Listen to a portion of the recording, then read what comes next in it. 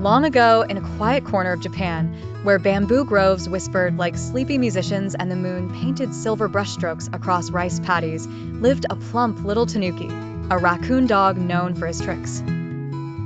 This particular tanuki was named Panta, and he had one dream. He wanted to be a samurai. The villagers often laughed when he waddled past, clutching a wooden stick like a sword. "Panta, you're too round to be a warrior," said the old fisherman. "You'd rather nap under a persimmon tree than fight a battle," giggled the children. But Panta's heart was fierce, even if his belly was soft. Every night, he stood on the bridge near the shrine, practicing his swings against the moonlight.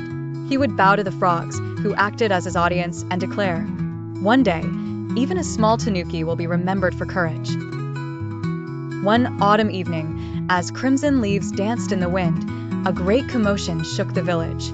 A band of mischievous monkeys had come down from the mountains.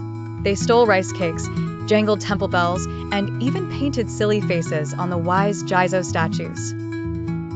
The villagers were worried. "We need a warrior," they cried. But the nearest samurai lived far away. Panta's eyes twinkled. This was his chance. He puffed out his chest, though it looked more like he had eaten too many dumplings, and said, "Leave it to me. I will protect the village."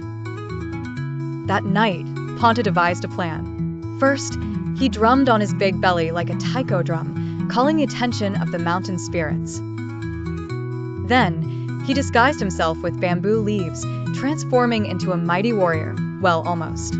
His helmet was crooked, his armor squeaked like a rice bucket, and his wooden sword had splinters. Still, he marched up the hill, where the monkeys were feasting. "Who dares disturb our banquet?" One monkey screeched, tossing a rice ball at him.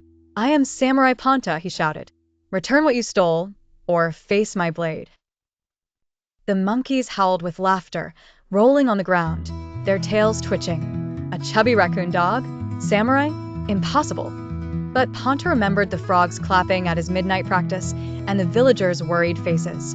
His paws trembled, but his heart stood tall. He took a deep breath, beat his belly like thunder, and leapt into a series of comically dramatic moves, somersaults, clumsy sword swings, and even a loud "Hiya" that startled the owls. The monkeys were so surprised by his ridiculous yet fearless performance that they scattered in panic. One tripped over a pumpkin, another fell into a stream, and soon all fled back to the mountain, shrieking, "Beware the Belly-Durm samurai." When Panta returned to the village, he was covered in leaves, his armor bent, but his smile shone brighter than the harvest moon. The villagers cheered. The fishermen bowed deeply. The children no longer laughed at his wooden sword. They asked him to teach them courage instead. That night, the shrine bells rang not in mischief, but in celebration. The old priest said, "Strength is not always in muscles or sharp steel. Sometimes it is in a brave heart, a clever mind, and a spirit that refuses to give up." Panta curled under the persimmon tree, finally ready for a nap, but whispered before drifting off, "Even small paws can leave big footprints." Reflection: the story of Panta reminds us of a lesson cherished in Japanese culture. Even the humblest being can rise when courage, humor, and determination guide the way. Like the autumn moon over the rice fields, greatness often shines where no one expects it.